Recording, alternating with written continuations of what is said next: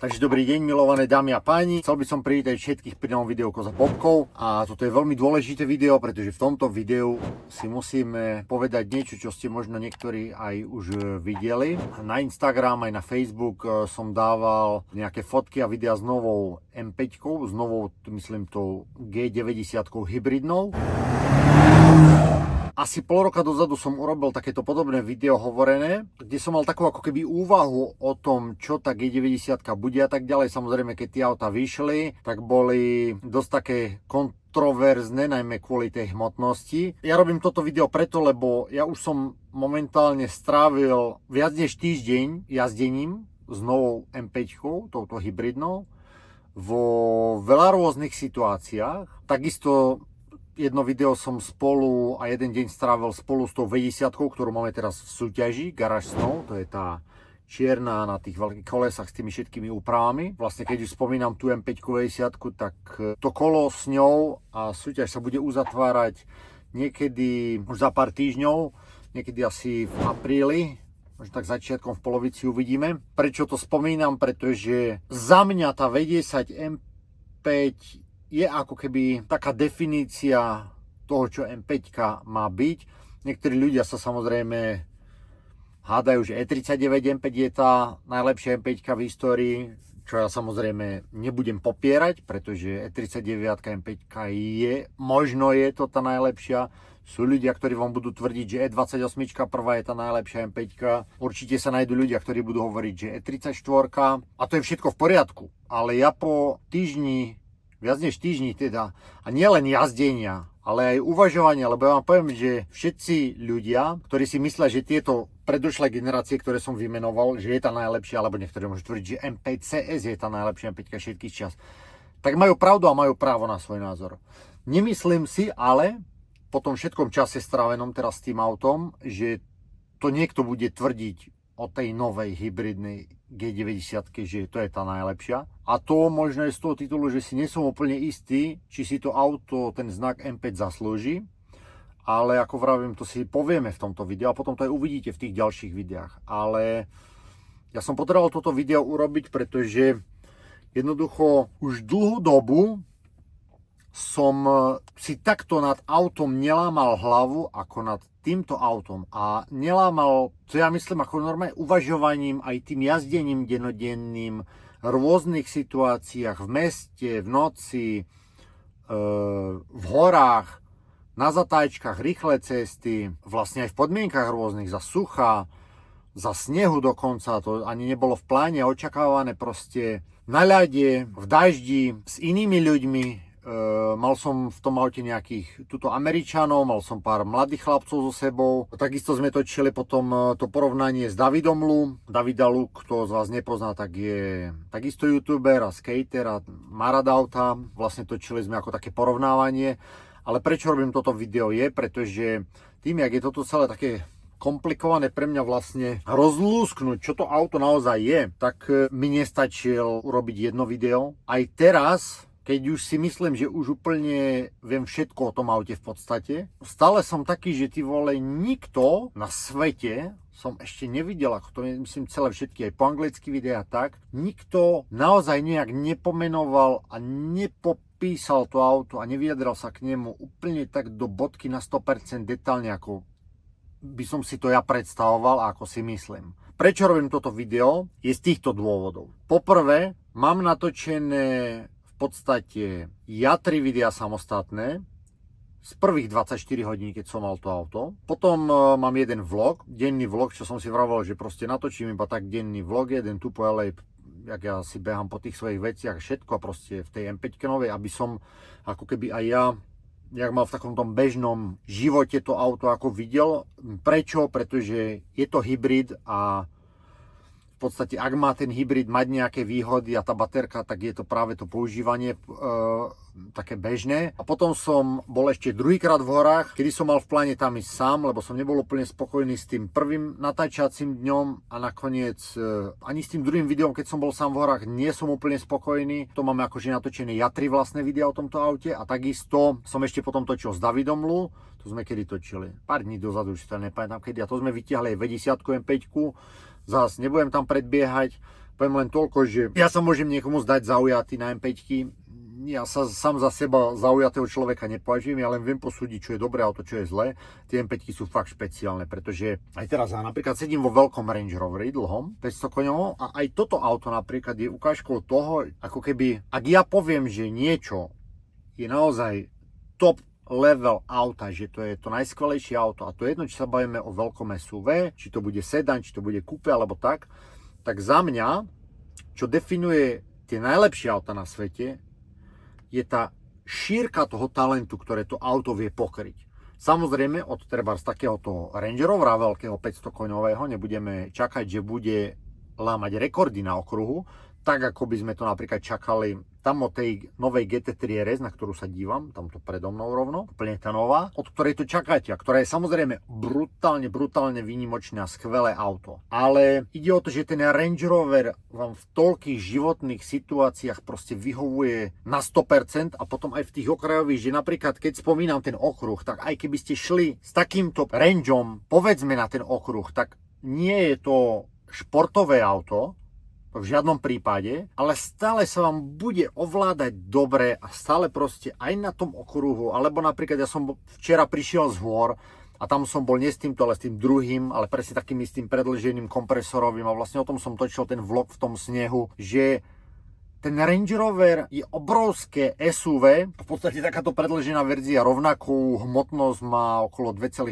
tony ako tá M5 G90, 2,4 tony a nemáte zlý pocit z toho auta nikdy. Doveziete sa kdekoľvek do hôr, potom môžete proste jazdiť v blate, v teréne, v hocičom, uzavierky, to má zasekáva sa to všetko, prejdete hocičím. Keď chcete napríklad sa aj s tým autom šmýkať, napríklad o tom Range Roveri rozprávam, tak stále vlastne to auto vám to dovolí v rámci toho, čo to je, že vás počúva vo všetkom. Viete dávať veľké tiahle zatáčky na snehu v trojke, štvorke s obrovským proste Range Roverom s dlhým rázvorom, ak máte ten 500 koňový kompresorový motor a proste to je preto, lebo to auto má krásne riadenie, lebo má skvelý pohon 4 kolies, lebo tá prevodovka radí skvele a to auto vás počúva. Prečo to hovorím?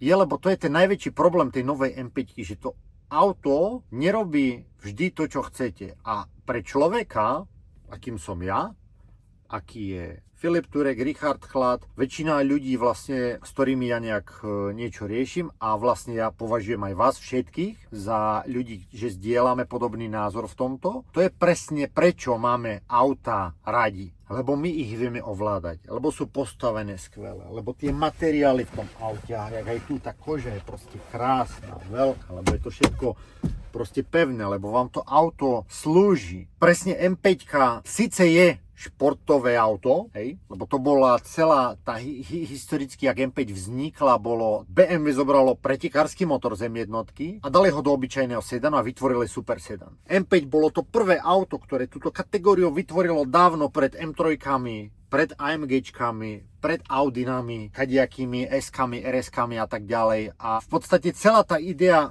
stále za tým je, že áno, to auto dokáže všetky tie veci, ale stále to nie je pretekárske, závodné auto. Stále to má byť aj ten normálny sedan, ktorý vám slúži, ale zároveň má všetky tieto dynamické kapacity, že odmení aj toho bežného človeka. Chcete sa dopraviť cez celú Európu niekam a povedzme prísť vo Francúzsku na nejaký okruh a potom na tom okruhu sa ešte zabaviť. Najlepšie video za mňa doteraz na celom svete, ktoré najlepšie definuje, čo M5 je, tak sú videa Tiffany Dela, ale najmä jak testoval tú V10. On je samozrejme ešte predtým, jak bol v Top Gear, tak to bol práve on, kto bol za volantom tej E39 v Top Gear okolo roku 2000, čo E39, jak vyšla, tak letela úplne bokom v takom kudole dymu, ja neviem akou rýchlosťou.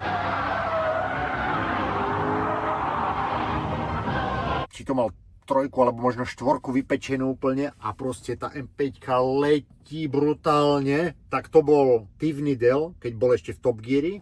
Potom sa posunul do Fifth Gearu a vlastne tam robil test V10 M5, keď vyšli. Myslím, že bol na Interlagos modrej M5 a to celé video bolo o tom, že on, myslím, že šiel z Anglicka niekam do Francúzska na okruhu potom brutálne driftoval a potom sa vrátil späť. A to je presne to, čo by M5 mala byť. Samozrejme nejaká GT3 RS to dokáže takisto a tak ďalej, ale oni neodvezú v komforte 4 alebo 5 ľudí, nemajú kufor a tak ďalej.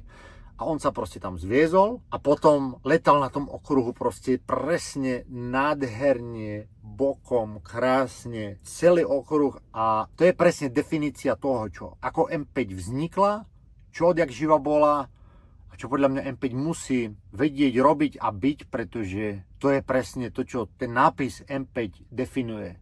Tú genialitu konštruktérov, tú schopnosť dať proste do toho jedného auta pred vami presne tú šírku talentov, ako som vravel pred chvíľou.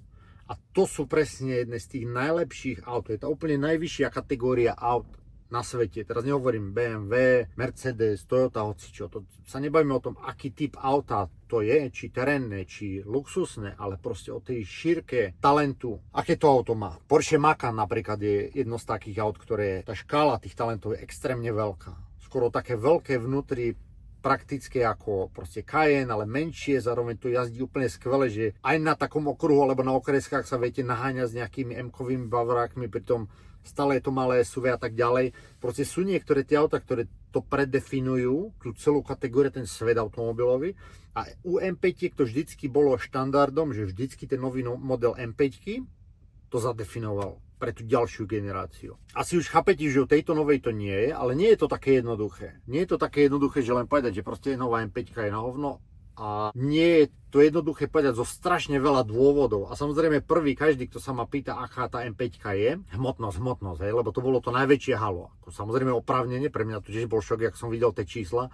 S Filipom, našim hranatým, sme sa veľakrát o tom bavili, ešte aj na telefónoch, aj osobne, ja sa bavím, ty vole, tá M5, to ako pár mesiacov dozadu ešte, že ty vole, už vyšli nejaké videá s ňou a ľudia vravia, že to jazdí celkom dobre tak, ale ty vole, sme sa bavili, tú hmotnosť bude musieť byť cítiť. Proste keď to auto raz váži toľko, tak nech to je akokoľvek zamaskované, zaobalené, proste ono, to musí to byť cítiť. My sme tento kanál zo začiatku postavili okolo rokov 2000, keď vyšli Taycany. A videli ste, že ja som vtedy s tými Taycanami lietal jak blázen a v podstate, prečo zaspomínam Taycan, lebo to je také auto, ktoré vlastne je čisto elektrické, je veľmi ťažké, zároveň je postavené automobilkou, ktorá vie, čo robí a tam bolo cítiť to, že ako aj s takouto nadmernou hmotnosťou to auto vie ako keby, jak to povedať, nie že byť zábavné, ale že tým, že tá hmotnosť je nízko, je ťažisko nízko, tak je tam určitý taký element toho, že to nie je proste jak 2,5 tonová Hammer nejaký, alebo Toyota Land Cruiser. Že proste to číslo je dosť relatívne, že nemusí to hneď znamenať, že to auto nebude dobré. A to som presne aj samozrejme vedel, že ak BMW dáva novú M5 von, tak ona bude musieť byť dynamicky nejaká akože veľmi schopná, ak proste to je nová M5 a BMW sa rozhodlo. Pretože ďalšia vec, čo chcem k tomu povedať, a toto je pre všetkých možno, čo robia v BMW, alebo ste nejak zblížení s tou proste značkou, alebo pracujete pre nich, alebo ste nebudú aj v tej fabrike, alebo niečo, tak ja nechcem haniť konštruktérov BMW nejak a vrať, že to je na prd auto, lebo ja si takisto uvedomujem, že tak, jak to všetko funguje, všetky tie otázky, ktoré si kladiem ja, alebo ktoré si kladiete vy, alebo si kladieme spoločne, tak oni v tom procese výroby toho auta už sa pýtali samých seba všetky tieto otázky. Všetky tie veci, ktoré tam sú ako problémy, alebo ktoré museli rozlúskať, ak to vidíme my a pýtame sa na to, tak oni si tým takisto prešli. A presne v tomto potom je, že ako oni došli k tomuto autu, ktoré nám teraz dali von ako M5. Je to strašne komplikované auto a pre mňa komplikovaná téma, ale veľmi dôležitá, pretože ako som povedal, vždycky keď M5 vyšla, tak predefinovala alebo nastolila ten štandard. Je to tak svojím spôsobom aj u M3. Zas keď spomíname M3, je nutné spomenúť v tomto momente aj to, že tie G-čkové M3, M4, ktoré sú teraz v predaji, ale najmä aby som sa hádal, že M3, ešte viac než M4 G-čková, sú absolútne skvelé auta. Povedal by som, že presne v tom, jak som vravel, že tá šírka talentov a tak je tam strašne málo vecí, ktoré aj ja by som vám povedal, že nie sú dobré na tom aute. Tie G-čkové M3 alebo Touringy M3 a tak ďalej, ak majú ten X-Drive v competition verzii, no sú to presne tie auta, ktoré dokážu tak strašne veľa vecí na okruhoch, extrémne rýchle, extrémne dobrý balans, Motory brutálne spoľahlivé. Tie auta nežerú veľa, sú praktické. Jediná vec, ktorú by som vedel povedať o týchto nových G-čkových oných je proste zvuk. Že ten zvuk toho motora je proste taký, jak vravím, jak hus, keď prdí v hmle, že proste ono to jednoducho neznie dobre ani s kadejakými inými výfukmi. Proste viete to urobiť hlučne, ale nemajú tie auta taký dobrý zvuk. Samozrejme potom ten zvuk je veľmi dôležitý, lebo úplne mení charakter, tak jak napríklad ste videli tie V10, ktorú máme teraz v súťaži. Ja som tam zmenil výfuk za ten Meisterschaft, aj keď tam bol kompletný výfuk od RPI predtým, ale mal úplne inú farbu hlasu, charakteristiku, inak prepúšťal tie plyny a to auto to zmenilo kompletne. Proste tak, jak predtým to bolo nádherné auto a všetko v pôde, tak normálne ten jeden výfuk z neho urobil, že dokonalosť, ktorej sa ťažko človek zbavuje, hej.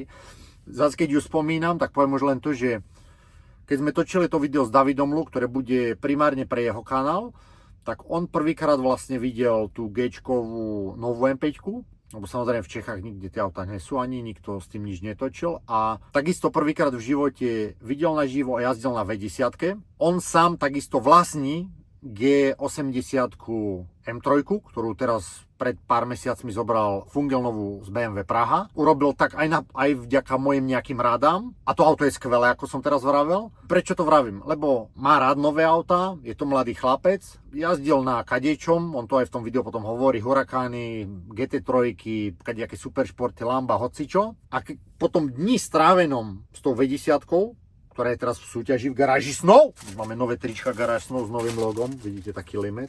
Tak on nechcel z toho auta vystúpiť, z tej V10. Aj popri tej novej G-čkovej proste M5. Normálne proste nechcel, sedel, vlastne jazdil na tom aute, koľko sa len dalo a mal iba ústa otvorené a vravel, že je to sen. A je to človek nezaujatý, hej. On má svoj názor na všetko a hovoril, že to je absolútny top, možno najlepšie auto, v akom živote jazdil, ale to povedal on sám, to sú jeho slova, to uvidíte v jeho videu. Prečo to rozprávam? Nemal ten pocit z tej novej G-čkovej M5 a v podstate, ako som vravel, prečo je toto video také dôležité je, lebo tým všetkým, čo som teraz povedal a tým všetkým, jak ja sa to snažím aj spracovať a zanalizovať, tak ja ako keby začínam mať pocit, že ale ten pocit už mám dlhšie a veľa z vás podľa mňa s tým bude súhlasiť, že my ako keby narážame na nejakú takú, na ten vrchol automobilizmu ako keby, že už ako keby tie najlepšie auta boli vyrobené, pretože ja osobne napríklad táto L405 Range Rover, v ktorom sedíme teraz, toto je rok 2016, takže už po jednom prvom facelifte, ale nie ešte po tom väčšom, ja si stále myslím, že táto generácia je pre mňa tá najlepšia, čo sa týka tohto veľkého Range Roveru. Už tie nové sú síce také pekné, modernejšie, uhladené, ale proste, ak sedíte dnu, tak tie materiály v tom aute sú také... Už v tom chýba ten pocit. Už sa to všetko ako keby tak stesluje. Proste aj ten Range Rover nový, aj tá M5, aj všetko. Ale k tomu sa dostaneme, k tomu interiéru. V podstate vyšla nová M5. Ja som sa snažil od prvého momentu, jak sa dalo do nej dostať, nie sú nikde, nejazdia nikde. Medzi tým vyšli videá vonku. Vymenujem teraz tie videá, ktoré považujem za zásadné. Top Gear dal video von. Chris Harris, proste jeho video je veľmi dôležité vždycky, keď nejaké nové auto vyjde. Harris Garage, typek, ktorý bol šéf-redaktor Evo magazínu a proste v autách celý život. A Šefchen.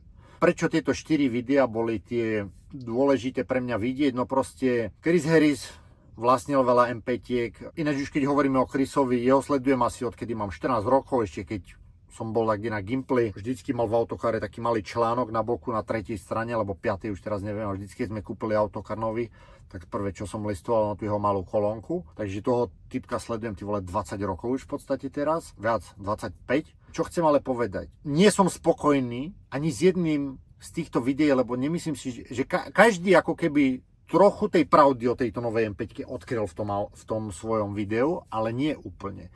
Napríklad, keď spomíname Chrisa, tak on povedal, že to bolo prvé M-kové BMW, ktoré mu BMW nedovolilo vziať na okruh. Prečo asi? Ja vám už odpovedať viem na tú otázku, pretože som s tým autom jazdil veľa a to auto nemôžete vziať na okruh, pretože vám nedovolí driftovať. To auto sa dá trošku poslať bokom a že vybočí, ale neviete s tým robiť ťahle drifty. tým sa dostávame ku Šefchenomu videu, ktoré ste možno veľa z vás ľudí videli. A to video bolo tiež aj pre mňa takým, nie že prekvapením, ale videl som tam veci, že som si vral, ty vole, že možno je v tej novej M5 potenciál nejaký, lebo Šefchena ste ako videli, jak s tým akože jazdí bokom. Je ale nutné si uvedomiť jednu vec. Šefchen sa volá Otto prvým menom. Tak jak on proste točí tie svoje videá, ono to vyzerá strašne cool a robí to veľmi dobre, ale sú to relatívne pomalé cesty, nejaké lesné, asfaltky, zatáčkovité veľmi, proste krásne cesty na jazdenie samozrejme, ale relatívne pomalé v tom ponímaní, hej, že nie sú to nejaké, proste nie je to F1 okruh, kde proste musíte z nejakej 250-300 brzdiť plné zatáčky, proste sú to malé lesné cesty, ktoré sú samozrejme extrémne zábavné a jazdí ešte väčšinou na snehu. Na snehu samozrejme sa dá poslať bokom úplne všetko, aj liaska s návesom, autobus, hocičo, pokiaľ to má ako taký akože balans, pretože ak rozumiete tomu prenosu váhy a všetkému, dá sa to. Čiže vyzeralo to dobre v tom videu, typujem 2, 3, možno 4 niekedy, lebo to auto má vďaka tým elektromotorom toľko krúťaku, že ono na takých snežných podmienkach, v takých malých zatáčkach ľudia tam môžete mať 4 zaradenú, ja typujem, že on to mal možno v 3, 1, 2, tá není veľmi použiteľná. Auto má 8 rýchlostí, no a pre tých, čo nevedia, 717 unávaných koní a 1000 Nm novej M5, ale všetci, čo to merali na brzdách a tak ďalej, tak viete, že tie auta robia viac. V priemere okolo 760-770 koní z fabriky a krúťak okolo 1070 až do 1100. Hej, to sa bavíme o sériovom aute. Brutálne čísla. Nesmiete ale zabúdať, že to auto, ak zas povieme, že BMW aj v tej hmotnosti niekedy tie auta majú menej dokonca, než udávajú, ako jediná asi automobilka, tak povedzme, že sedany majú 2400 kg a kombíky 2500. No tak aj v tej hmotnosti 2400, povedzme, ak budeme predošlú generáciu považovať, že má okolo 1900 kg, aj keď myslím, že CS-ky boli ľahšie, tak sa bavíme o nejakom rozdieli, no minimálne 500 kg na hmotnosti. Takže síce ona má väčší krúťak a väčší výkon, ale má o 500 kg minimálne viac než predošlá generácia. Čiže oni v reále sú rovnako rýchle. Teraz napríklad Chris Harris zas, sa vrátim k nemu, hovoril, že nenechajte sa oklamať, lebo v reále je táto nová M5 oveľa rýchlejšia než tá predošlá generácia. Ja vám musím povedať, že to nie je úplne pravda. Je to rýchle auto samozrejme tá nová M5. A dokonca, ako je to do tej miery rýchle, že tá štvorkolka, jak je v tom športe rozložená, že má to taký v sebe charakter, že to chcete ovládať ľavou na brzde a pravou, jak proste skutočné rally auta alebo štvorkolky, hej, využívať tú štvorkolku na výjazdy zo zatáčiek a to auto je akože rýchle. V jednom z tých dní, ktoré som točil, tak vlastne som sa stretol s chlapcami hore a chlapec, čo bol za mnou, nie je veľmi v tom videu, ale bol hneď za mnou, bola M4 CSL nová na Cup 2 Michelinách, mala sanie výfuk a myslím, že mala vyhodené katy. Typek vravel, že stále má normálny software, ale že výkon mu ukazuje nejakých 600 koní, takže máme M4 CSL, ktorá je ľahšia od novej M5 asi o 800 kg na Cup 2 gumách, veľmi lepivé gumy. Chlapec, majiteľ toho auta, mladý, čiže pozná to auto a plus chodí aj na okruhy s tým autom, takže asi vie ísť na limite ako keby a pozná to auto. Ja som sedel prvých 24 hodín v tej novej G-čkovej M5. Šli sme zhruba rovnako, bol síce za mnou stále nalepený, ale nie tak, aby na mňa tlačil a vo výjazdoch samozrejme aj tá nová M5, tie výjazdy boli proste rýchlejšie, vďaka tomu pohonu 4 kolies. Už len tento samotný fakt je veľmi brutálny a svedčí o tom, že tá nová M5 je veľmi rýchle auto. To je také, vidíte, že mne sa to ešte ťažko popisuje, lebo ja hovorím nová M5 a je to rýchle auto a v podstate možno na takýchto cestách aj v reále možno ešte rýchlejšia než taká M4 CSL, alebo rovnako rýchle. Minimálne, ale stále so sebou vlačíte všetku tú hmotnosť a proste nemáte z toho taký ten, akože máte pocit tej rýchlosti, ale máte stále zároveň aj taký, ja neviem, taký pocit, napríklad keď sedel vedľa mňa Davidlu alebo iní chlapci, tak oni vraveli, že oni tú hmotnosť cítia ešte oveľa viac. Možno, že to je tým, ja som trochu starší, napríklad ja zas nie som úplne hejter, akože väčších aut, luxusnejších, neviem, či to je vekom, alebo to je tým, že ja proste rád cítim, aj pracujem s tou hmotnosťou, ale proste cítite tam tú hmotnosť, to auto je ťažké, ale je rýchle, ale zároveň to nie je pocitovo M5, vie ísť rýchlo, ale napríklad už nevie ísť bokom. M5 musí vedieť ísť bokom. A to auto síce sa vie vysunúť bokom, ale neviete to v diaľe zotrvať. Zase sa vrátime k Šefchenovi. Čiže on v tom videu to posielal akože bokom 2, 3, ale aj on potom niekde povedal, že stále cíti, že to auto niečo robí ako keby. Hej? Čiže ja som vtedy ešte s tým autom nejazdil, ale zotrvalo mi to v hlave, lebo vravel, že to auto stále niečo ešte robí. Hej? A on bol v podstate stále iba na ceste, ktorú pozná, na dosť pomalých zatáčkach, povedzme, na snehu. Hej. Ja som potom nakoniec v takých podmienkach tiež s tým autom skončil a viem vám povedať, že to auto dáte do zadného pohonu, alebo aj v štvorkolke a on ako cítite tam tú genialitu tých BMW-čkých inžinierov, ktorí vlastne sa snažili s tým, čo mali vlastne, urobiť to auto najlepšie, ako sa len dá.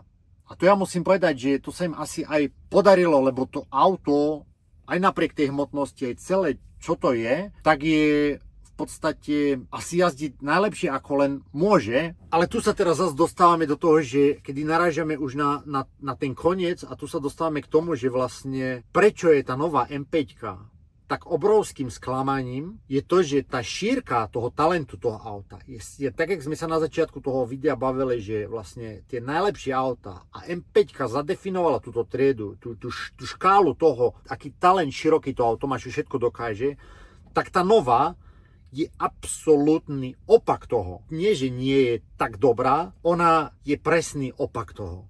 A je to všetko presne kvôli tomu hybridnému pohonu, tej baterke a možno nie ani tak tej hmotnosti na papieri, lebo ako vrajím BMW cítite, že robili všetko, čo len mohli a proste to je až šialené, že jak to auto dokáže jazdiť. Ale stále to je také, že vy ako keby úplne ste v úžase z toho, že ty vole, niekto s jednou nohou zašprintoval taký čas, jak to dokázal. Ale stále začínate s tým, že je to obrovský kompromis. A ten kompromis vlastne vám v ničom nepridáva. Tá baterka hybridná by tam mala byť na to, aspoň tá je tá idea, že auto má byť ekologickejšie.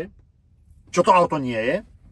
My keď sme testovali to auto spoločne s tou V10, a to prekvapilo aj mňa, a to bolo už, keď som to auto mal viac než týždeň, a to ma ako zarazilo vyslovene na konci dňa, keď sme vlastne po celom dni prišli naspäť, že to auto, tá hybridná G90 nová mala väčšiu priemernú spotrebu v ten istý deň spolu vlastne v tých istých podmienkach o všetkom než tá V10.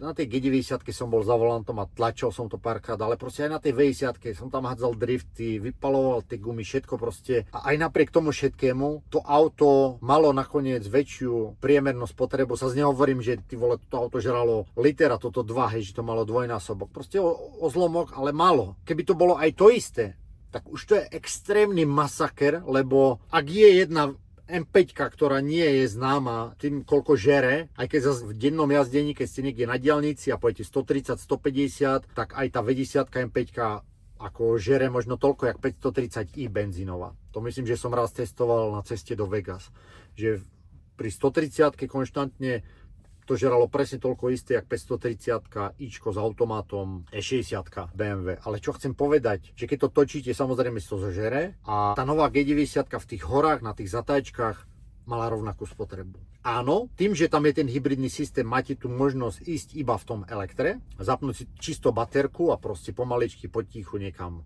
ísť a tak. Zas ale ja som jazdil aj takto a zas to za mňa nefunguje a vysvetlím vám prečo. Pri tej pomalej jazde, to znamená semafor, čiže keď som jazdil tu po Hollywoode, že som šiel z domu, a tu som sa len motkal, ja som vlastne tú prvú noc šiel, lebo to bol Oscarový víkend na jednu Oscarovú party a potom na druhú oslavu narodenín, ktorá bola v Hollywoode v Roosevelte hoteli. A vlastne jazdil som s tou M5 a chcel som ísť na tie baterky, mal som dojazd asi nejakých 25 mil iba na ten elektropohon a v podstate potom som si to už zapol do toho hybridného, ale aj v tom hybride vlastne to auto je nastavené tak, že vlastne v tých pomalších rýchlostiach idete iba na tú elektriku a veľmi rýchlo sa to vybíja, to vám poviem na rovinu. A úplne pomaličky, ja som nemal ťažkú nohu na plyne. Baterka sa, ja neviem, vybila za 2 hodiny jazdenia možno, 1,5 hodiny, 2 hodiny, pomaličky po meste. To, na čo tá baterka vlastne je. A pri takej jazde sa vám ani nedobíja. Hej, lebo to auto vám vie dobíjať, tým, že to je akože hybrid, ale na to, aby sa tá baterka dobíjala, to elektro, tak na to musíte mať vyššie rýchlosti. Nie semafor, mesto. Čiže keď ste na diaľnici, alebo nejaké proste medzimesta, alebo takto proste musíte ísť rýchlejšie, tam sa dobíja.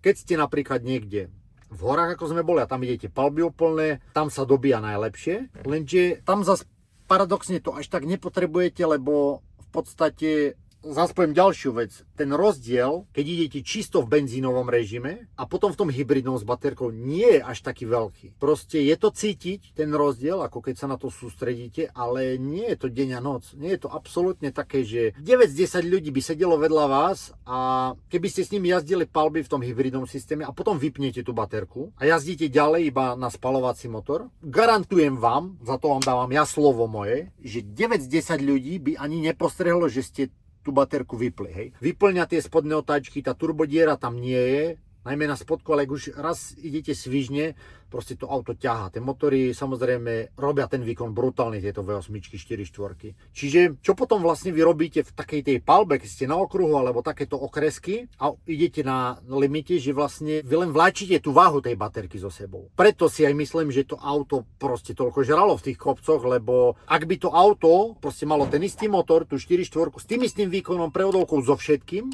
nechcem tvrdiť, že tá 4x4 oturbená v tej novej G90 žerie viac než ten V10 motor. To nie. Ale tá 4x4 musí so sebou vláčiť o 700 kg viac než tá V10. Čiže už keď vláči o 700 kg viac, už bude žrať viac. A v tých horách sa vám síce tá baterka dobíja, ale tam to reálne až tak veľmi necítite a tam zase vám to špatí, lebo tu sa zase vrátim k tomu, že to auto nedokáže konzistentne driftovať. A tu sa zase vrátim k tomu, čo som vravel na začiatku tohto videa, že aj takýto obrovský Range Rover, ja som teraz bol 3 dní v horách na snehu, kde nasnežilo meter snehu za jeden deň. Sme boli zapadnutí, auto také, že z neho nebolo vidieť nič a proste tak brutálne auto, vyhrievanie volantu si zapnete na jeden klik na volante, kúrenie sedačiek, vykúri vám auto, máte v ňom miesto, je to rýchle, tá štvorkolka funguje skvele a keď aj s tým chcete nejak sa šmýkať, aj s takým veľkým kolosom, tak stále to ide, lebo to auto robí presne to, čo ja chcem. Si to do športu, podvozok trochu stvrdne, má to stále pádla, ZF-ka v podstate tiež tá istá 8 kV prevodovka, ktorá je v tých nových Bavorákoch, v týchto rangeoch a auto robí presne to, čo chcete. Nikdy vás nefrustruje veľký Range Rover. Tá M5 vás frustruje 90% času. A to som sa ešte nedostal vlastne k tomu, že by som vám vravel, že tá kvalita interiéru a tých materiálov je dosť nízka. Lebo to vám povedia všetci, lebo tak to je. Že to auto áno, má hmotnosť veľkú. Lenže ja vám napríklad vravím, že mne to až tak primárne nevadí. Mne skôr vadia tie vedľajšie produkty tej veľkej hmotnosti. Že prečo to auto napríklad nedokáže konzistentne driftovať vo vyšších rýchlostiach? Nie je preto, že nemá výkon, alebo nie je preto, že nemá balans, lebo ono stále ho postavila M-divízia BMW, takže to auto má balans. A tá hmotnosť je nízko. Hej? Riadenie je presné, nie je komunikatívne, ale je presné. Prevodovka v podstate radí OK, aj keď som si zlomil nechet raz, jak som proste počas driftu chcel preradiť, lebo to padlo, nebolo tam, kde som chcel a to je jedno. Ale potom kvôli tej hmotnosti, oni ja neviem, to je to, nad čím si tak lámem hlavu, že kde napríklad dynamický je problém toho auta. Prečo to auto nedokáže konzistentne driftovať?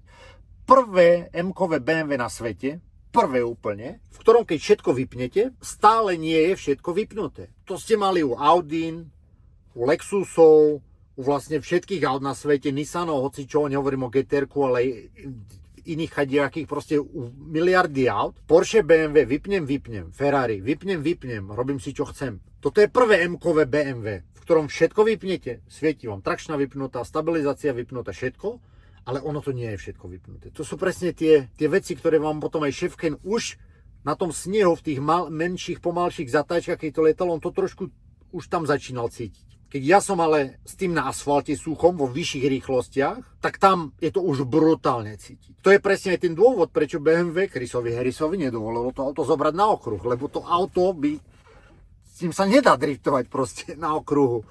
S ním sa nedá pozrieť na zatáčku a tam vidíte takáto zatáčka, tak viem, že je tam trojku alebo štvorku, robím toto, proste plyn a to auto to urobí. To sa nedá, lebo to auto v nejaké momenty a robí to veľmi nekonzistentne a ja som ani vlastne si neuvedomil, že kedy, prečo to robí, vám nejak začne zasahovať do toho celého a kecať. A to napríklad neviem úplne presne prečo a jak to je. ja som v tých videách, ktoré som točil a ktoré uvidíte, hovoril viackrát, že v tom prvom som vravel, že nemám pocit, že toto je dokončené auto. Myslel som si zo začiatku, že problém bude s kalibráciou medzi tým hybridom a spalovacím motorom, že vlastne aj keď máte všetko vypnuté, tak to jak niekedy tá baterka chce akože povedzme počas šmiku sa pridať alebo ubrať, že to potom robí to, že to auto tak nejak seká. Potom neskôr som si ale začal myslieť už, že to asi tam aj je naschvál nejak, lebo jedna vec, čo zase musím povedať, ako to je taká zase až úžasná skôr pre mňa v pozitívnom smere, ale zároveň nie úplne autentickom a prirodzenom, je, že to auto ani na ľade,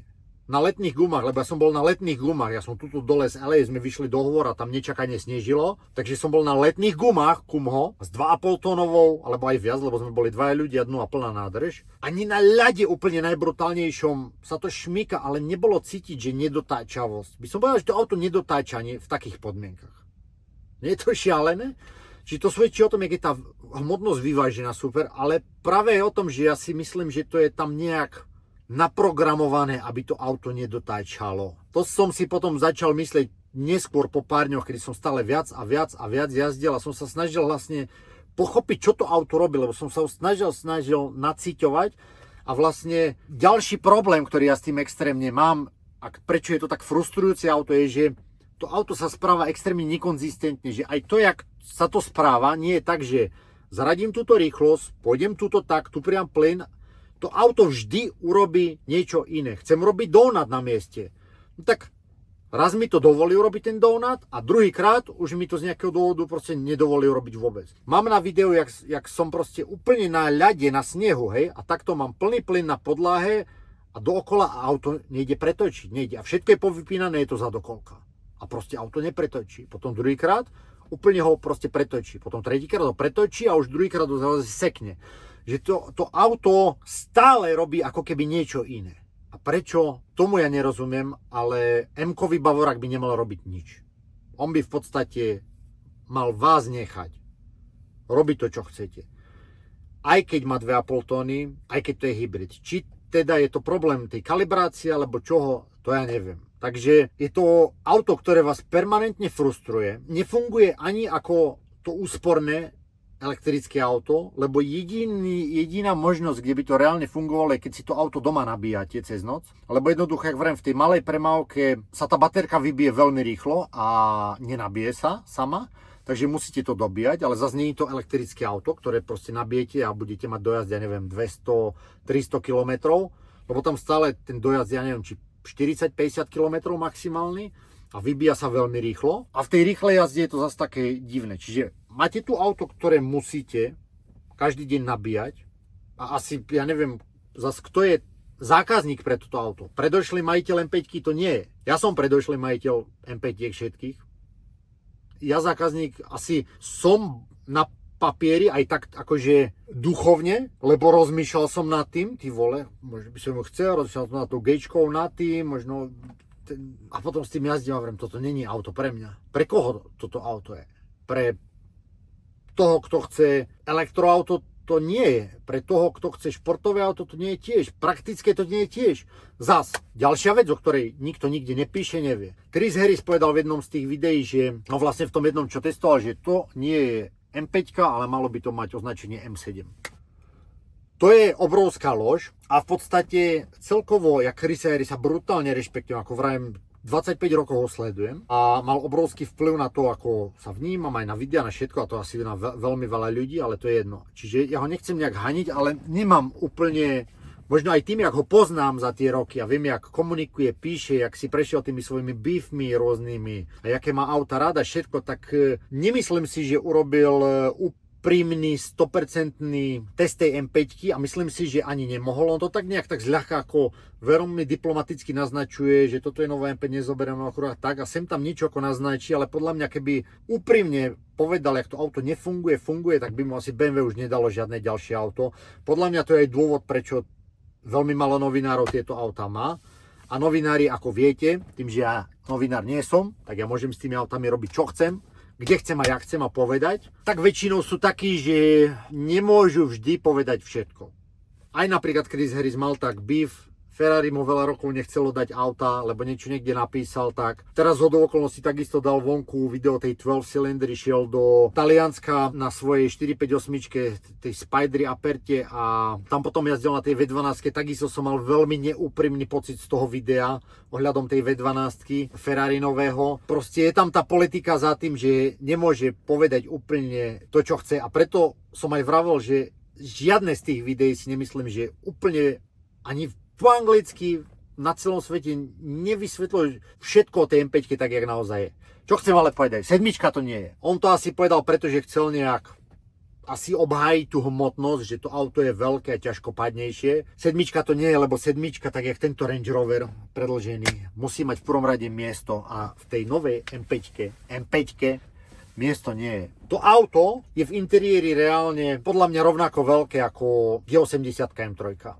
Nie je väčšie. My sme vlastne to aj potom s Davidom Lu porovnávali, presne vedľa bola moja E60 V10 a tu bola tá nová. Mali sme ich bok po boku, sedel som vpredu, ukazoval koľko mám miesta od palubovky na kolena, koľko mám na bokov miesta na kolena, keď sa chcete hýbať na lakte, na výšku hlavy, potom som si sadol dozadu to isté, koľko mám miesta na kolena, šla opierka lakťová dole a tak ďalej a sami potom oni chlapci videli, že v podstate na nejakých pár, že možno tu na tom mieste, tu trošku bolo viac miesta na posun v bok o centimeter. Nie je oveľa viac miesta v tej 5,1 metrovej 2,5 tonovej M5 novej, než treba o 800 kg ľahšej 20 rokov starej E60 M5.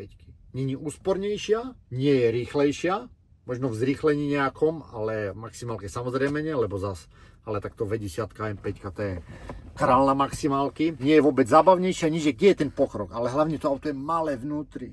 Extrémne malé. Ja som bol rovnako prekvapený a vlastne preto som aj robil video vtedy s tým XM-kom. Môžete si pozrieť to video za mojom kanáli, lebo som vedel, to auto má rovnakú techniku, ako bude mať budúca M5, tak sa chcem v tom aute zviesť, aby som proste trošku to nacítil. A musím povedať, že teraz, keď už mám nažité obidve auta, tak v podstate tá M5 nová dosť je podobná tomu XM-ku veľkému, čo je veľmi zlé. Lebo nové XM je podľa mňa veľmi tragické auto. A to nehovorím vizuálne. Mne sa napríklad ten dizajn páči. Aj nové M5 proste má takú tú prezenciu, vyzerá to na ceste. A keď to je o samote, ako nemám s tým dizajnom problém, mne sa páči tá futuristickosť toho auta. Keď to ale vidíte napríklad z späťaku, jak sme boli jazdiť, tak proste keď som videl tú V10 posadenú v späťaku, tak si vrem, ty vole, to auto vyzerá tak brutálne. Tá V10, čo je v súťaži teraz. Normálne, lebo ja som nikdy predtým druhý nikto nešoferoval to auto, to bolo prvýkrát, tak som si vrel, to vyzerá šialene úplne, ako to vyzerá na tej ceste, tá V10. To proste to vyzerá dokonale úplne, tak jak je to ešte upravená, rozšírená, jak to je celé, ten zvuk normálne má to takú prezenciu, jak nejaká GT2 RS, alebo nejaký taký, že je to proste, je to ono. Mne sa G90 páči dizajnovo a jak som mu videl z peťaku, tak som si myslel, že je za mnou pick-up truck. A to nežartujem.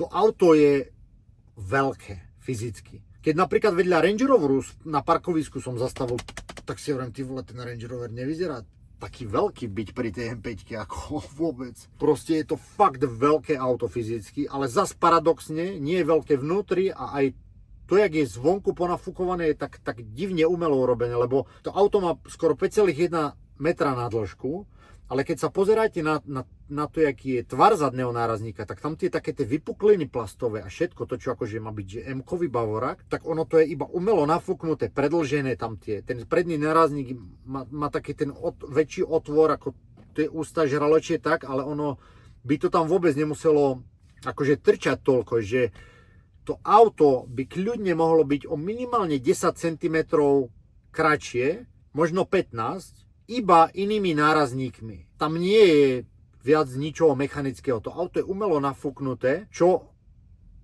ja s tým ako nemám problém. Ja vám len chcem povedať, že zase je to trošku také klamlivé, že to auto má síce 5,1 metra, ale to není veľké auto. Nemá vnútri veľa miesta. Nemá miesta na kolena vzadu, na hlavu.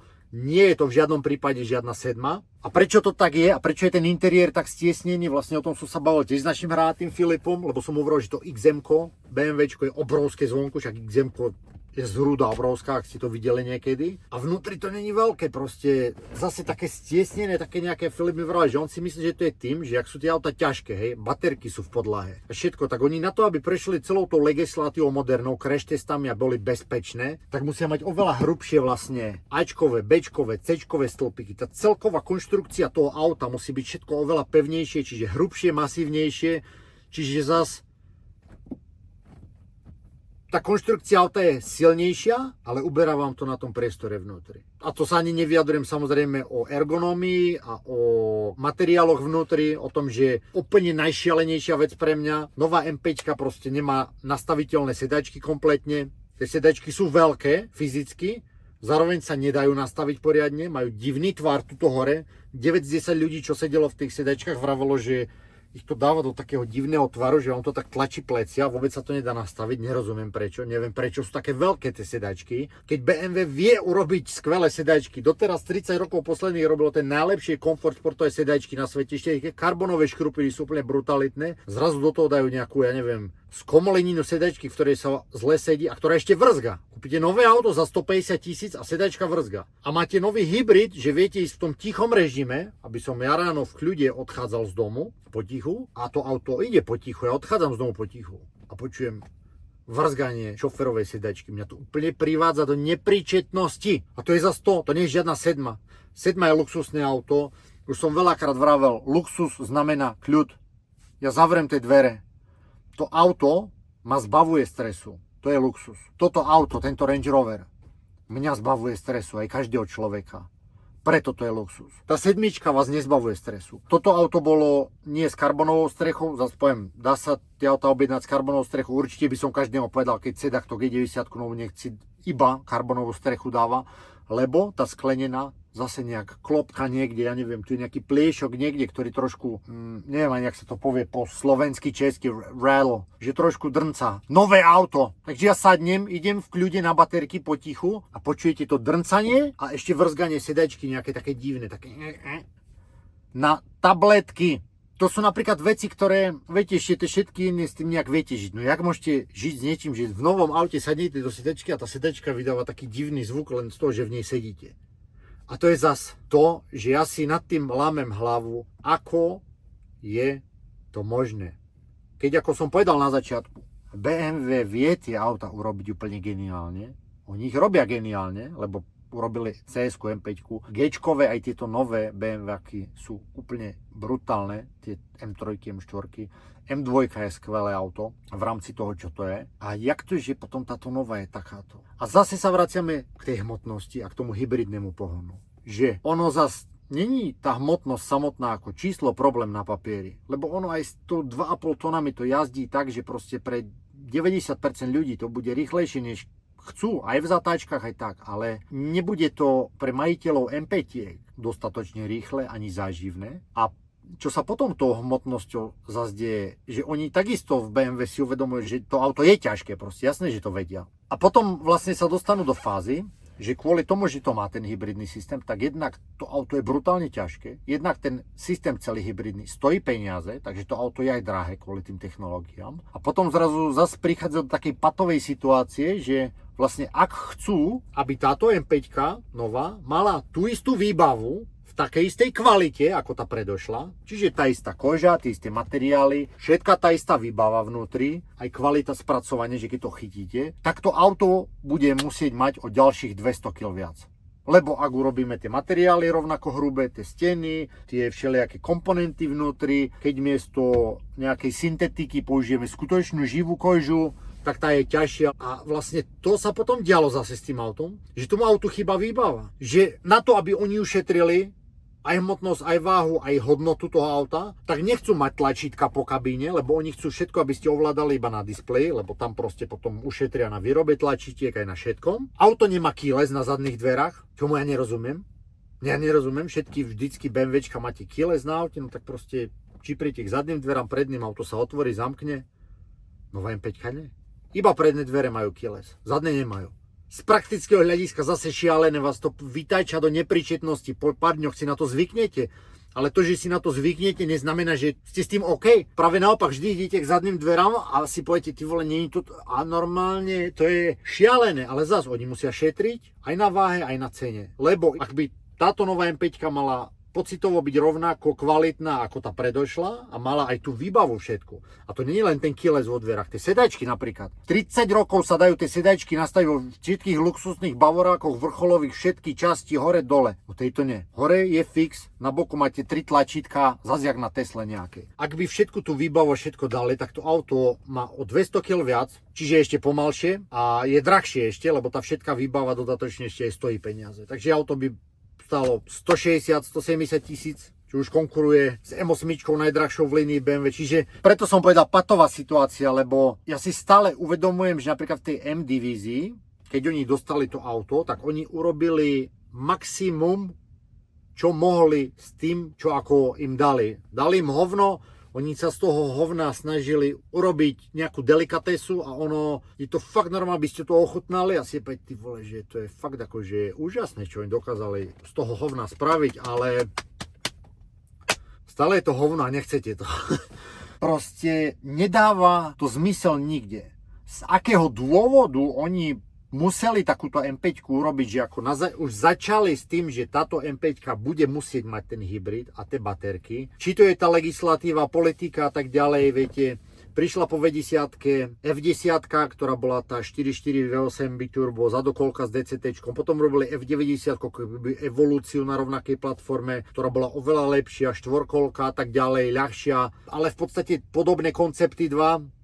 Proste neviem, s čím novým mali prísť. Znižovať motor nechceli, chceli zachovať tú V8 Twin Turbo a v rámci toho, aby nejak tú legislatívu zelenú proste udobrili a tie prísne emisné podmienky asi jednoducho museli nejak si povedať, že musíme tam dať tie baterky a proste toto je výsledok. Neviem, ale museli to auto takto spraviť a presne kvôli tomu nie je to auto dobré. A presne ak som vravel, že to skvelé auto má tú šírku talentov, tak toto má tú šírku talentov strašne úzku. Strašne, lebo ono to nie je ani M5, nie je to ani dobrý hybrid, nie je to ani elektrické auto, nejaká konkurencia pre Teslu, nie je to ani športové auto, nie je to športové auto, lebo nejdu do vás tie pocity, aj keď ja poviem na rovinu, že keď som šiel tie palby, trošku sa mi po dlhšej jazde po tých zatačkách chveli ruky, ale to bolo možno preto, že bol ľač, trk všade, že som fakt musel byť sústredený na to a ani nie, že som cítil, čo to auto robí, ale skôr som ty vole sa fakt akože držal toho, aby som niečo neprepálil trošku, lebo ste si vedomi toho, že keď to má 2,5 tony, tak keď to niekam ujde, tak to pôjde. A nie je to ani luxusné auto, lebo nemá to ani vnútri ten priestor na to, aby to bolo luxusné auto. Je to stiesnené. Nemá to absolútne tie komfortné veci. Nehovoriac o tom, že, a to je problém všetkých tých nových vecí, čo sústreďujete na displej, že to je auto BMW, tohto systému iDrive, neviem aký to je, že to je až nebezpečné. Ja si chcem proste zapnúť vyhrievanie volantu, tu mám jedno tlačítko na volante, u všetkých predošlých M-kových X5 bolo tlačítko jedno na volante, tak to dáte a vyhrieva sa vám volant. U tohto musíte urobiť asi 3 kliky na displeji, alebo 4, ktorý má 70 ikon. To proste hneď sa kúkate tu niekde, niečo hľadáte, prepínate, nepozeráte sa na cestu. Nie je to vôbec bezpečné, proste je to jediný výsledok šetrenia a nejakých rozhodnutí v office, nejakých reálne konštruktérov. Proste to auto nie je nič. A potom, keď urobíte prierez týchto všetkých vecí, hej, že hybrid, elektrika, spalovacie auto, športové, luxusné, prémiové, neviem čo, tak vlastne kde tieto jednotlivé elementy boli u tých aut, že sa presne, že doplňalo jedno s druhým a vlastne potom len na tých okrajoch to bolo také trošku zriedené, ale vlastne v tom strede konzistentne obrovské, skvelé, talentované auto, tak tá nová M5 je ako keby, že každá tá jednotlivá časť, čo som teraz povedal, odoberá od toho, čo to auto bolo. Hej, že zoberete tú skvelú, brutálnu M5, auto s tým talentom a len odoberete tento dielik, hybrid to nie je. Odoberete tento dielik, elektrické auto to nie je. A ono nie, že nie je, ono to tak nefunguje ani. Je to hybrid, ale nefunguje to ako dobrý hybrid. Nefunguje to ako dobré spalovacie auto. Je to dobré spalovacie auto, ale keď pozeráte na ten spalovací motor, tak sa musí popasovať zo 700 kg viac oproti predtým, hej. Čiže nie je to dobré luxusné auto, moderné športové, lebo ono to nerobí zrazu. Príjete na to, že kedy to auto reálne nejak že funguje, že si poviete, že ani nie, že je to dobré, ale že to není až také zlé, tak to je z toho času, čo v tom aute strávite 10% možno. A to je skôr ešte také, že hľadáte nejaké obhájenie toho, že prečo to auto nie je až také zlé, lebo toto to robí celkom dobre, ty vole, hej. A to stále vravím, je to brutálne rýchle auto. Ale ono to jednoducho nefunguje. Neviem, do akej miery sa to dá ešte dokalibrovať. Možno, že mám pravdu, jak som povedal, že nie je to ešte dotiahnutý produkt úplne do konca a možno tam chýba na to, aby sa to všetko zauzlilo nejak do určitej miery, aj keď neviem, jak sa tej hmotnosti zbavia. Ale možno, že to auto aspoň bude vedieť power slidovať, aby sa to schovalo jak M5 nejaká, ak by prišla nejaká competition verzia, lenže BMW vralo, že competition nebude tohoto verzia, že by sa zmenili sedačky, dali tam nejaké škrupiny. Keby tam podľa mňa boli nejaké proste karbonové tak máte aj viac miesta v tom aute, aj viac vzadu na zadné nohy a je to auto ľahšie. Jednu vec vieme, to auto ešte nie je ani poriadne v predaji a už BMW ohlasilo facelift. Ja si myslím, že toto všetko, čo vám ja vravím, BMW si ako keby uvedomuje, lebo ako vravím, tá hierarchia takejto automobilky je veľa z týchto rozhodnutí sa udeje v ofisoch niekde, kde tí ľudia reálne nie sú konštruktéri tých aut potom, ale jednoducho to je tá politika za tým, že ono to musí byť takéto a vy potom s tým pracujete. To auto jednoducho bude hybrid V8 biturbo. Oni to hore niekde rozhodnú a dajú to ďalej potom tým konštruktérom. Jednoducho to tak bude a vy pracujete s tým, čo máte. V každom prípade prečo, ako, za čo, jak, to ja neviem. To si môžem iba myslieť, dohadovať sa. Čo vám ale viem povedať, je to, čo som sa vám snažil celý čas povedať. Z tých videí všetkých, ktoré som videl, ako som povedal, Top Gear, Harris Garage, Chris Harris a Shevchen, nikto úplne do detailu nepovedal presne tak, jak to je. Toto, čo som vám teraz ja povedal, je presne tak, jak to je. V nasledujúcej dobe teraz pôjdu videa z tohoto nového M5. Ešte neviem, jak to presne zostriham, ale bude to viac videí, lebo ako vám je, dúfam, jasne, je to extrémne komplikované a komplexné auto, ako aj konštrukčne, kvôli tomu všetkému, jak sa tam všetko milión vecí deje. A nejak to tak nejak celé nefunguje. Tak jak ja rád tie autá zhrňam a skúšam, nie je to na jedno video. Poviem vám ešte jednu vec. Nikdy som netočil to video, že som bol sám, ten vlog som točil sám, ale neurobil som také video, že naozaj by som bol iba ja sám, kamera a to auto.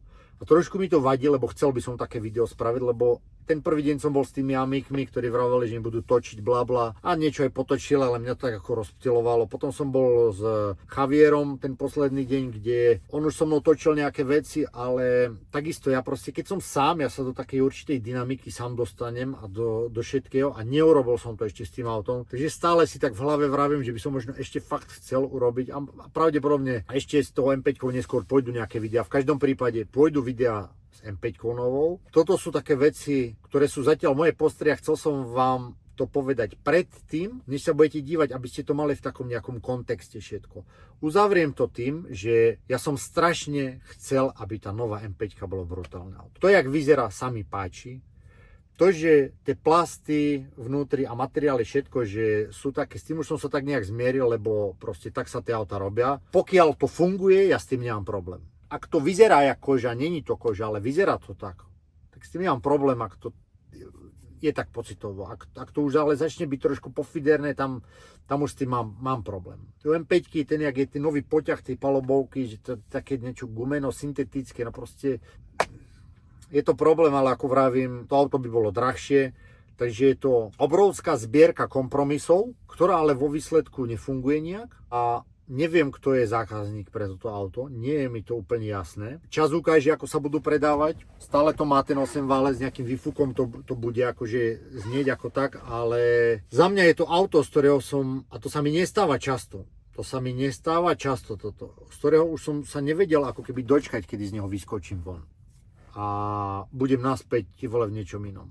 Ja som prvý deň presadol rovno, lebo som musel ísť od Karin auto preparkovať, bolo na Miami. Karin auto je C300 Mercedes Cabrio, C300 2018 a ja som bol úplne v úžase, ak som z tej M5 po celom dni sadol do tej C300 a som vlastne mal taký pocit, že ty vole, tu mám rovnako miesta, jak v tej M5 fyzicky a ešte vlastne sa mi lepšie sedí v tej sedajčke, lebo sa to konečne môžem normálne akože oprieť a nejak mám chrbticu v takej prirodzenej tvare a to sa vám nemôže stať u M5. Z M5 nechcete vystupovať, alebo proste to, nie je to dobré, no. Ale ako vravím, je cítiť, že BMW robilo, čo sa dalo. Teraz, ako toto uzavrieť video? Pôjdu videa s M5-kami, no tak napíšte mi, čo si vymyslíte. Napíšte mi teraz v komente, čo si myslíte. Toto video a tieto videá budú prvé v celých Čechách a na Slovensku. Niekoho, kto testuje. Ja si poviem, na rovinu vám poviem, ak tieto autá bude nejaké v Čechách alebo na Slovensku v BMW, a budú ich dávať nejakým ľuďom na testovania. Ja si viem predstaviť, že tí ľudia budú rozprávať o tých autách trošku pozitívnejšie, ale to preto, lebo oni nebudú môcť byť úplne takí úprimní, ak dostanú tie autá od automobilky. Takže berte toto, čo som vám teraz povedal, ako absolútnu definitívnu pravdu, lebo tak to je. A stále si na tú M5 lámem hlavu a stále vám poviem aj tak, že ja si myslím, že BMW si je vedome všetkých týchto vecí. Uvidíme, čo prinesie ten facelift. A uzavriem to trošku tak ako, nie že negatívne, ale mám obavy o novú M3. Teraz bol predstavený ten nejaký koncept novej M3, 1300 koní a neviem čo. A poviem vám na rovinu, mám obavy o to. Ja rozumiem tomu, čo BMW chce robiť, lebo oni si jednoducho povedali, niekam sa to musí posúvať proste ten vývoj tých aut. A oni chcú dnes priniesť nejaké auto budúcnosti, aj dizajnovo, aj všetkého, hej, že nech to je taký nejaký nový futuristický zážitok, ale ja si nemyslím, že ľudia toto chcú.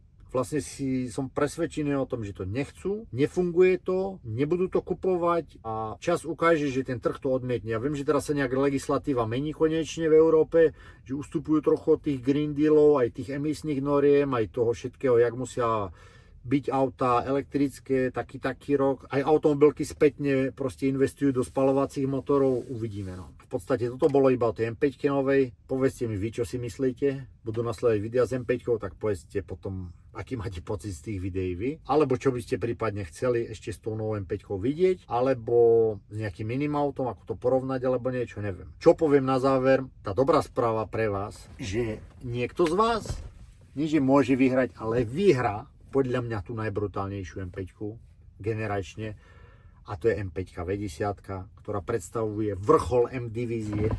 To bolo vždycky predtým, M5 ďalšia mala byť lepšie než predtým a tá M5 V10 bol ten vrchol automobilizmu a M divízie. Už potom, čo prišla F10, už to začal byť kompromis, lebo tam už si BMW vravelo, ako my túto brutalitnú V10 urobíme viac použiteľnú pre verejnosť celú. Príjemnejšiu a komfortnejšiu a tak ďalej. Predtým si toto nevraveli ľudia. Oni predtým mali F39 briliantnú a povedali si, ako to auto urobíme rýchlejšie, stabilnejšie, extrémnejšie a viac motoršportu do nej vstrekneme. To bola práve E60 V10. A tá, ktorá je v súťaži teraz, tak čo sa týka emócií, a to nie sú moje slova, ale slova Davidalu, mladého chlapca, ktorý má rád nové auta moderné, nie nejak zaseknutý alebo zaujatý, tak vravel, že táto, ktorá je v súťaži, je brutálnejšia než akákoľvek GT3, Lambo a čokoľvek, v čom išiel. A niekto z vás to auto vyhrá, takže choďte do e-shopu, vezmite si niečo, máme tam nové veci. Toto je napríklad z novej kolekcie, takýto opačný Kozabobko LA, Garage Snow nové loga. Toto je nový dizajn. Tu sme mali taký valentínsky, kde Sottenwagen je na Tesle. Gold, kadečo, proste tam trička, mikiny, čiapky. Za každých 20 eur, čo miniete na e-shope, získate vstup. Za každých 100 eur získate jeden bonusový, takže 6 vstupov, čokoľvek tam je, berte. Tieto plišové voňavky do auta boli teraz naskladnené na novo, takže môžete ísť ich objednať. Je ich zase na sklade strašne veľa, milión iných vôni. Tento nový Masaker je teraz pridaný, taký black do e-shopu. Tento tu, go-kart, jak Super Mario. Proste, choďte do e-shopu, kúpte si niečo, podporíte tento kanál, podporíte výrobu týchto videí, podporíte to, že ja sa môžem dostávať do akýchkoľvek aut, aké len chcem. A za odmenu, aby som sa vám odvďačil za túto podporu dlhodobú, tak som proste spustil tento projekt Garage Snow, aby som dával auta späť vám, pretože čo iné. Niekto tú M5 vyhrá a je to auto, ktoré nechcete premeškať. Takže choďte, zaraďte sa, urobte čo najväčší nákup, aby ste mali čo najviac tých vstupov a najväčšiu šancu. A ako vravím, stále máte skvelý merch. Ja to nosím každý deň. Vlastne toto, čo mám na sebe, je teraz nový Masaker. Myslím, že toto bolo najpredávanejšie minulý mesiac zas, takže Choďte si vziať, čo len chcete a my dúfajme, že to, čo som povedal, že tie najlepšie auta už boli vyrobené, síce teraz to platí ako keby, ale že sa to ešte vráti späť do takého nejakého normálu. Lebo to, že dali tú baterku do tej novej G90, ničomu nepomohlo. Takže garáž snov, veľa šťastia tomu, kto vyhrá V10. Máme posledný mesiac zhruba do uzavretia tohto kola vylosovania výhercu tejto V10, tak si choďte spraviť radosť. Alebo bližnému svojmu. A nech žije M5. Tak zatím.